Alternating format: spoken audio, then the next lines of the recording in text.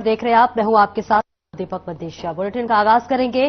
बिलासपुर में civil line police ने नशीली दवाओं के अवैध कारोबार में लिप्त सरोज श्रीवास के खिलाफ बड़ी कार्रवाई की है और कार्रवाई करते हुए सरोज की 1.5 करोड़ रुपए की चल संपत्ति को सीज कर गया था। ऐसे में इस संपत्ति की पुष्टि सोफेमा कोर्ट ने करते हुए उसे जब्त घोषित कर दिया है और कोर्ट के इस फैसले की बाद से यह स्पष्ट हो गया है कि सरोज श्रीवास की यह संपत्ति नशीली दवा के कारोबार से अवैध तरीके से अर्जित की गई।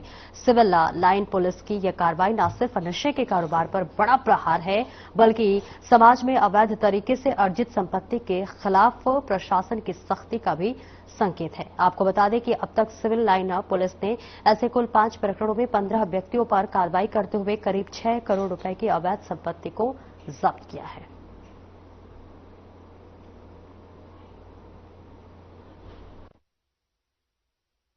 सिविल लाइन में सरोज श्रीवास के पास से नशीली दवाएं मिली थी, जिसमें उन्हें जब्त किया गया था। एनडीपीएस एक्ट के तहत अपराध पंजीबद्ध किया गया था, जिसमें आरोपिया और उसके पति श्यामू श्रीवास की चल संपत्ति की जानकारी एकत्रित की। करीबन 1.5 करोड़ की संपत्ति हमें ज्ञात हुई कि उसमें पता चला कि यह संपत्ति उसके द्वारा अवैध स्रोतों से बनाई गई है। उसमें पुलिस ने धारा 68 एक्ट के तहत कार्रवाई करते हुए संपत्ति को फ्रीज किया था और साफेमा कोर्ट के द्वारा इस संपत्ति को अवैध कार्य करते हुए हमारे द्वारा फ्रीज किए गए को आदेश को कंफर्म किया है। और इस तरह से पुलिस के द्वारा अब तक करीब 5 प्रकरण में 15 व्यक्तियों की 6 करोड़ की संपत्ति फ्रीज कराई जा चुकी है।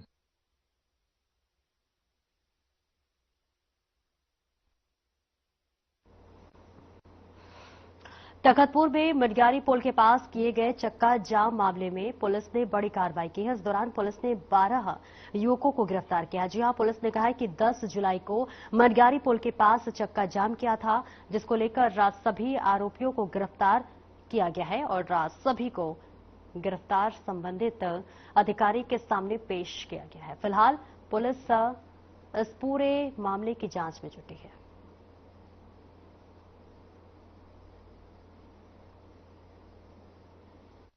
तखतपुर थाना क्षेत्र में एक घटना हुई थी, जिसमें लगभग 12-15 लड़के जो हैं अचानक से रोड में खड़े होकर के उसकी मरम्मत की मांग को लेकर के चक्का जाम उनके द्वारा किया गया। पुलिस को सूचना मिली, जिस पर तत्काल पुलिस की टीम पहुंची और चक्का जाम हटवाया गया।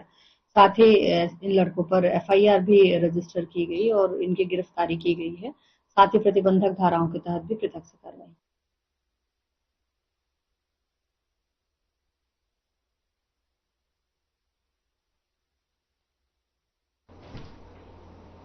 और वहीं छत्तीसगढ़ अंशकालीन स्कूल सफाई कर्मचारी कल्याण संघ के प्रांतीय आह्वान पर अनिश्चितकालीन काम बंद हड़ताल 15 जून 2025 से जारी है।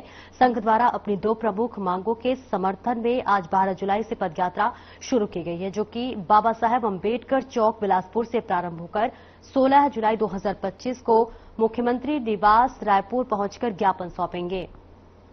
संघ ने चेतावनी दी है कि यदि पदयात्रा के दौरान किसी प्रकार की अप्रिय घटना या दुर्घटना घटित होती है तो उसको पूर्ण जिम्मेदारी राज्य शासन एवं प्रशासन की होगी।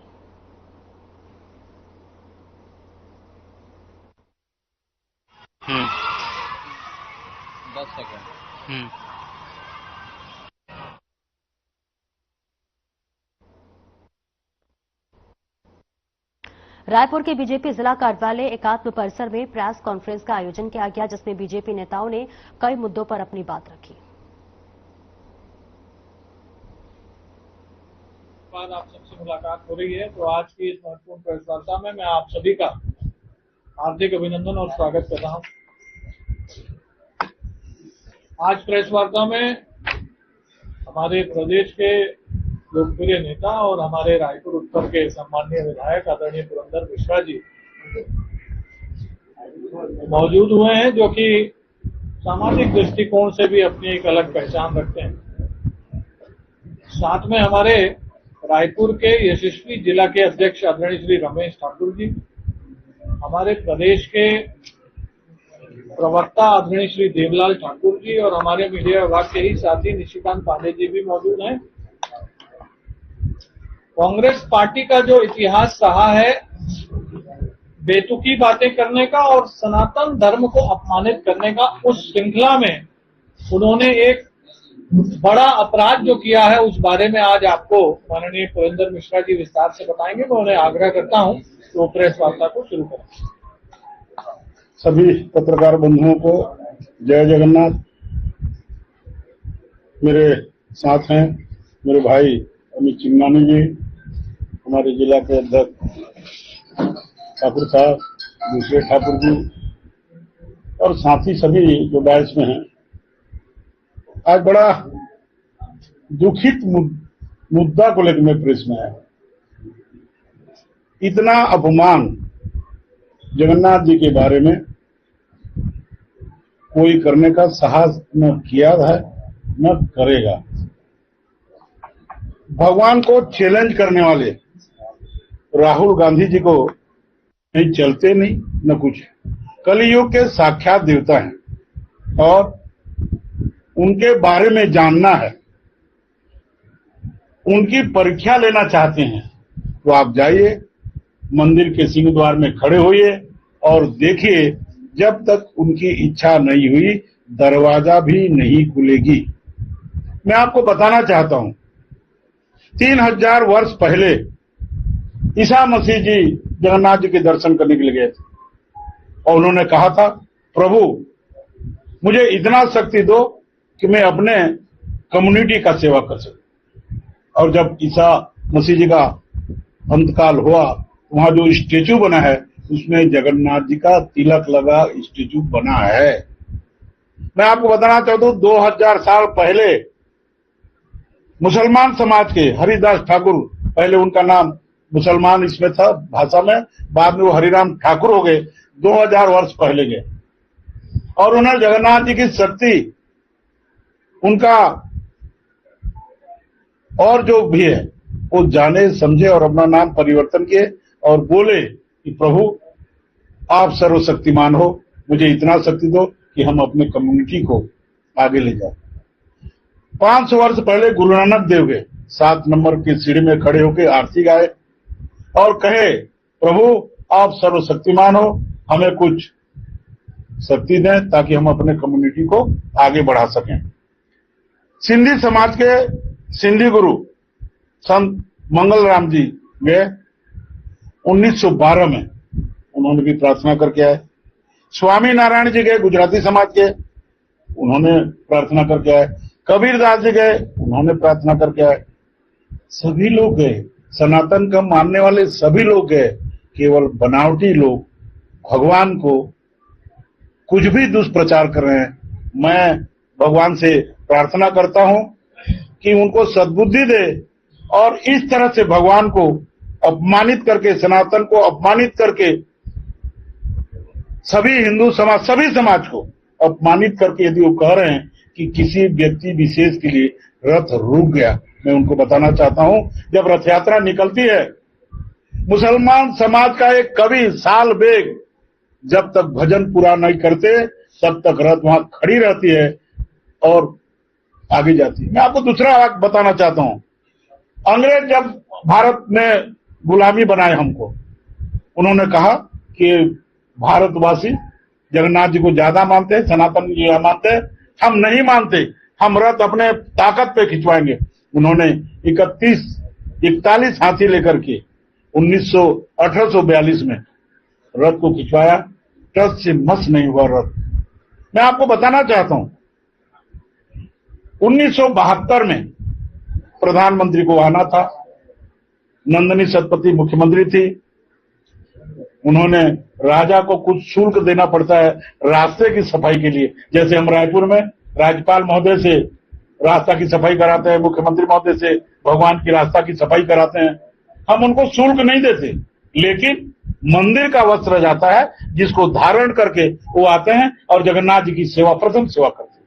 ठीक उसी प्रकार पुरी में भी 1972 में जब वहां के महाराजा गजपति केवल 19 साल के थे, सेवा करने से सरकार ने आदेश जारी कर दिया कि राजा सेवा नहीं करेगा, हमारे मंत्री करेंगे। आप विश्वास करेंगे नहीं, 5:30 बज गया, रथ में भगवान चढ़े नहीं, बहुत बुलाए, 100 लोग आ गए। जब वो थक हार गए, क्योंकि सूर्यास्त के बाद रथ में भगवान विराजमान नहीं होते, तब पंडाओं ने अनुरोध किया कि जब तक गणपति महाराज नहीं आएंगे भगवान ट्रस्ट से मत नहीं होंगे। फिर गणपति महाराज को अनुनय विनय करके बुलाया गया। उनका उम्र उस समय 19 साल का था, शादी नहीं हुए थे। भगवान के कान में बोले, जो भी बोले, मेरे को तो नहीं पता क्या बोले। और उसके बाद साधारण कुछ लोग उनको उठा के रथ में बिठाए और रथ चला। तो इसको बोलते हैं गर्भ गंजन। जगन्नाथ जी गर्भ जो करता है उसको गंजन करते हैं। तो नंदनी सतपथी का मुख्यमंत्री थी, उनका गर्भ गंजन हुआ। मैं आपको एक चीज बताना चाहता हूं, जब कोरोना आया बोल दिया कि इस समय रथ यात्रा नहीं होगी। हमने हाई कोर्ट में, सुप्रीम कोर्ट में पिटीशन फाइल किया। हमको निर्देशित किया गया केवल 100 लोग ही रहेंगे और रथ को आप लोग खींचिए। भगवान का लीला अपरंपार है और ये यात्रा भक्त और भगवान का यात्रा है, भाई और बहन का यात्रा है। रथ को केवल 100 लोग खींच लिए और रथ यात्रा पूरा हुआ। आप किसी दिन जाइए, आप गूगल में देखिए, आप यूट्यूब में देखिए कि लाखों 25 लाख लोग रह के रथ खींचते हैं, तब रथ खींचाता है। किसी के मर्जी से नहीं चलता है।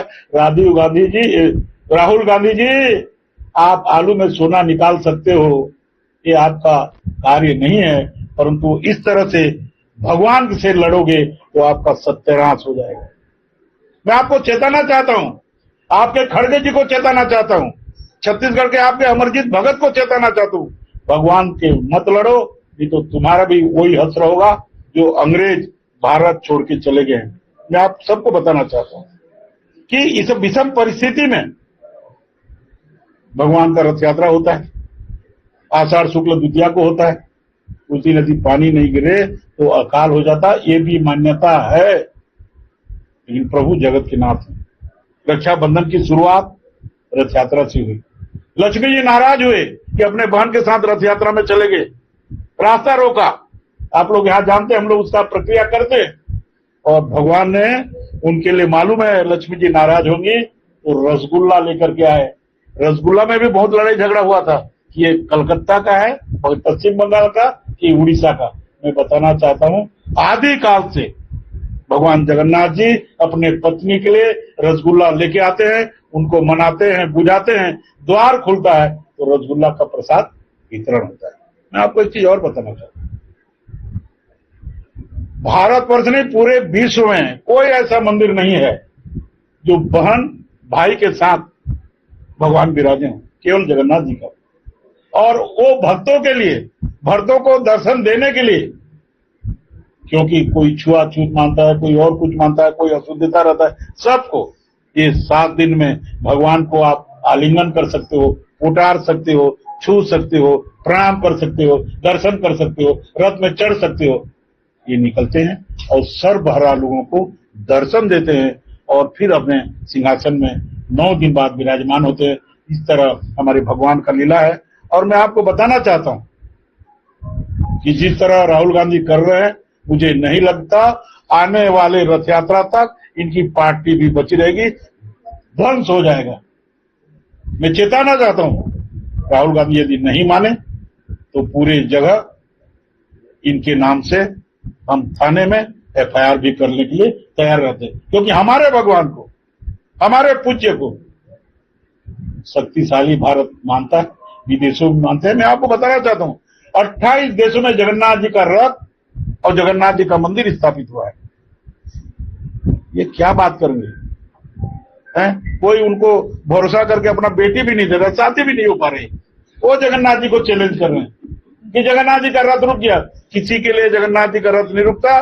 जगन्नाथ जी का रथ जगन्नाथ जी की मर्जी से चलता है। और इसको यदि प्रैक्टिकल करना है तो खड़गे जी के साथ आ जाएं। राहुल जी देखें कैसे भगवान उसको धक्का मार के दर्शन देंगे, नहीं देंगे मैं तो नहीं जानता। उनकी दादी भी आई, सुना था कि जगन्नाथ जी का इच्छा नहीं हुआ, उनको भी दर्शन मिले। जिसके मन में अहम होता है उसको जगन्नाथ जी दर्शन नहीं देते। और मुझे देखिए, मैं छोटा सा उनका कार्यकर्ता हूं, मैं बसना से टिकट मांगता हूं। दुखी होकर के जगन्नाथ जी को प्रार्थना किया, प्रभु अब तेरे को जो करना है कर, मुझे रायपुर से टिकट दिए, क्योंकि उत्तर में जगन्नाथ जी का मंदिर है, वो सबके भाव को पूरा करने वाले हैं, भावग्राही हैं। वो सबके दुख को जानने वाले हैं, वो दुखी लोगों को उद्धार करने वाले हैं। मैं बोलना चाहता हूं, प्रभु ऐसे कुछ व्यक्ति को जिसका मन में गंदे भाव हो सनातन के लिए, हिंदुओं के लिए, और आपको जो कुछ बातें कर रहे हैं, आपको अपमानित कर रहे हैं, उनका सर्वनाश हो जाए, ये मैं आपसे मांगता हूं। मैं एक चीज और बता,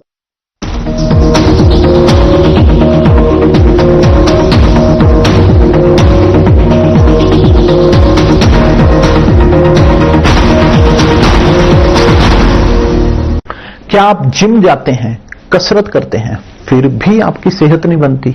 काजू बादाम किशमिश मेवे प्रोटीन के डिब्बे खाते हैं, फिर भी कुछ असर नहीं होता? तो इसका मतलब है आपका पाचन तंत्र खराब है। और जब तक के पाचन तंत्र दुरुस्त नहीं होगा, आप जितना मर्जी अच्छे से अच्छा खा लो, आपकी सेहत नहीं बन सकती। इसलिए हमारी संस्था सन्यासी आयुर्वेदा ने एक ऐसी दवा का निर्माण किया है जो कि आपके लिवर, आपके पाचन तंत्र को दुरुस्त करने का काम करती है, ताकि आप जो भी खाएं उसका पूरे का पूरा निचोड़ आपके शरीर को लगे, आपकी भूख बढ़े, खाया पिया सही से लगे, नया खून बने, हड्डियों में जान आए, वजन बढ़े और आप मोटे तगड़े खूबसूरत पर्सनैलिटी के मालिक बन जाएं। सिर्फ 699 रुपए की पूरे 1 महीने की दवा होती है और आप इसे घर बैठे 01145454545 पर फोन करके दवा मंगवा सकते हैं।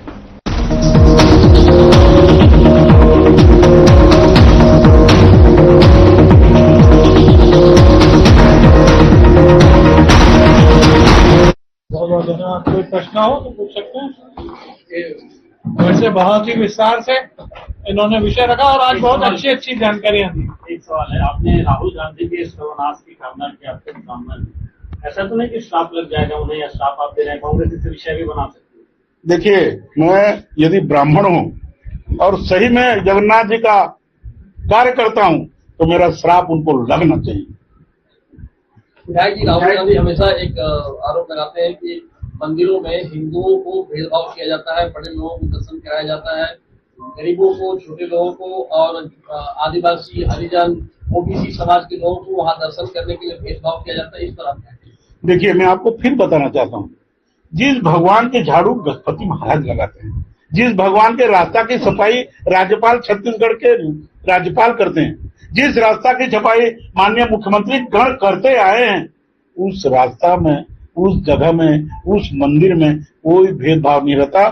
जगन्नाथ जी सर्वधर्म के स्वभाव के, तभी तो सालबेग ने भजन गाया, तभी क्रिश्चियन कम्युनिटी के उनके हेड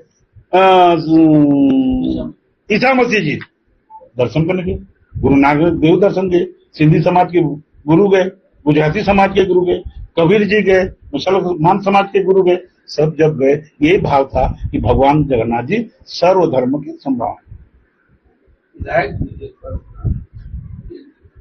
पॉलिटिकल पार्टियां लगातार जिस स्तर की वो धार्मिक मुद्दों को ही क्यों पॉलिटिकल स्टंट बना रही है? तो जवाब मुद्दा उनके पास नहीं रहता क्या? वो यदि पुरंदर मिश्रा को गाली देते, वो यदि अमित चिमनानी को गाली देते, वो यदि विष्णुदेव साय को गाली देते तो हम पॉलिटिकल मुद्दा में गाली देते। उन्होंने भगवान को गाली दिया और हम भगवान के कार्यकर्ता हैं।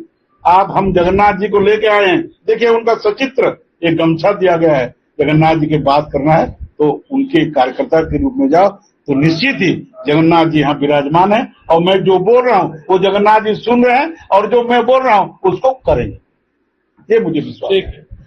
बहुत बहुत धन्यवाद।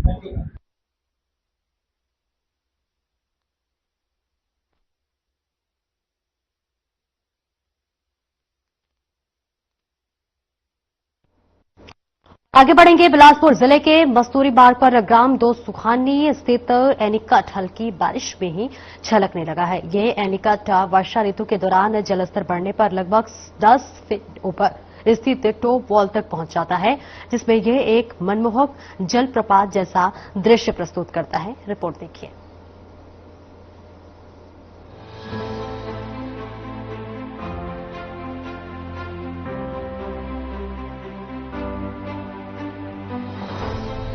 बिलासपुर जिले के मसूरी मार्ग पर ग्राम दो मुहानी स्थित एनीकट हल्की बारिश में ही छलकने लगा है। ये एनीकट वर्षा ऋतु के दौरान जलस्तर बढ़ने पर लगभग 10 फुट ऊपर स्थित ट्यूबवेल तक पहुंच जाता है, जिससे ये एक मनमोहक जल प्रपात जैसा दृश्य प्रस्तुत करता है। साल भर पानी से लबालब रहने वाला ये एनीकट प्राकृतिक प्रेमियों के लिए एक शांत और सुरम स्थल बन सकता है, लेकिन बुनियादी पर्यटन सुविधाओं की कमी के चलते ये आज भी उपेक्षित है। न तो बैठने की व्यवस्था है, न ही शौचालय या फिर स्वच्छता जैसी न्यूनतम सुविधाएं मौजूद हैं। इसके बावजूद स्थानीय ग्रामीण छात्र और युवा यहाँ पर आकर मछली पकड़ते हैं, स्नैक्स का आनंद लेते हैं और कुछ पल शांति के यहाँ पर व्यतीत करते हैं। यदि प्रशासनिक स्तर पर थोड़ी सी पहल हो तो ये एनीकट एक लोकप्रिय पिकनिक स्पॉट के रूप में विकसित हो सकता है। ये एनीकट साल भर भरा रहता है, इसे चारों ओर हरियाली और शांति है, लेकिन पर्यटन के लिए जरूरी न्यूनतम सुविधाएं जैसे कि बैठने की जगह, शौचालय या साफ सफाई का पूरी तरीके से अभाव है। अगर यहाँ साफ सफाई को शेड या फिर बैठने की सुविधा हो तो लोग और भी ज्यादा आएंगे। मेरा नाम सरस्वती साहू है। मेरा नाम अन्नपूर्णा मानिकपुरी है। देवरीगुज में रहते हैं। ये एनीकट कब बना था, कुछ पता है? ये पता नहीं। अच्छा, क्यों आए हो आज यहाँ पर? आज मतलब घूमने के लिए आए थे। यहाँ पर क्या है घूमने का? क्या है? पानी देखने के लिए, पूरा यहाँ बाढ़ आया है ना, तो अच्छा। देखने के लिए।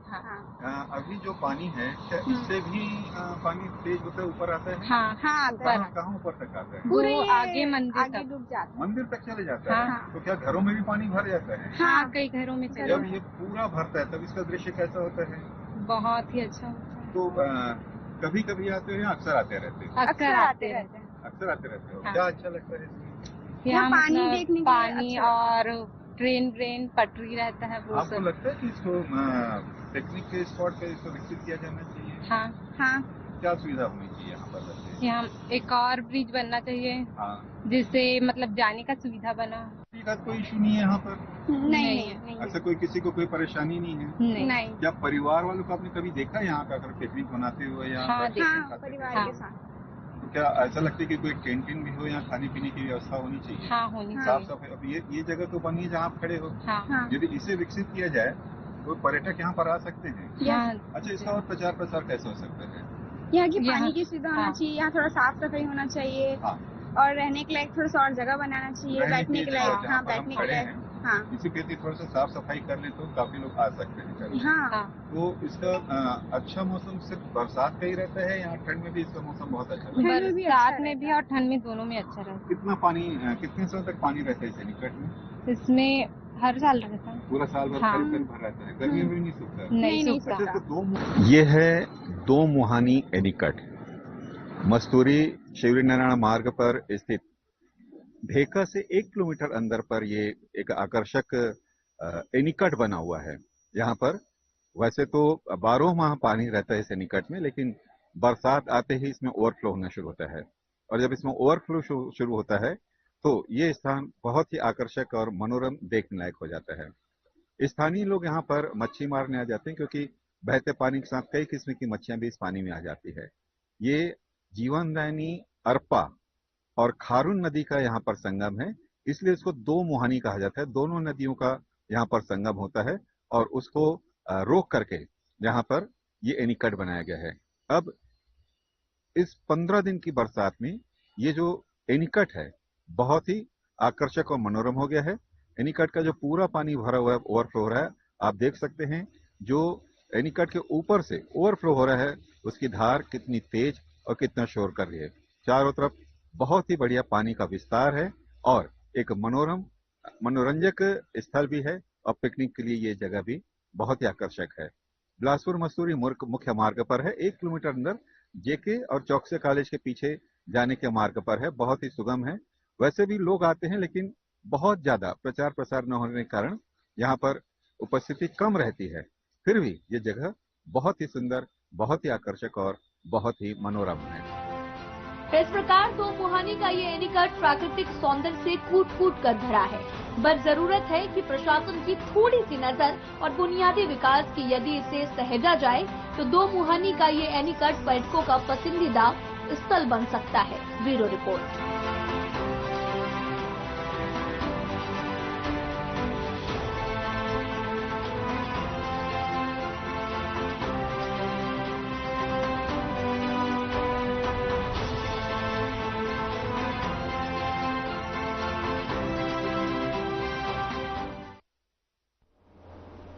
फिलहाल इस बुलेटिन में इतना ही। नमस्कार।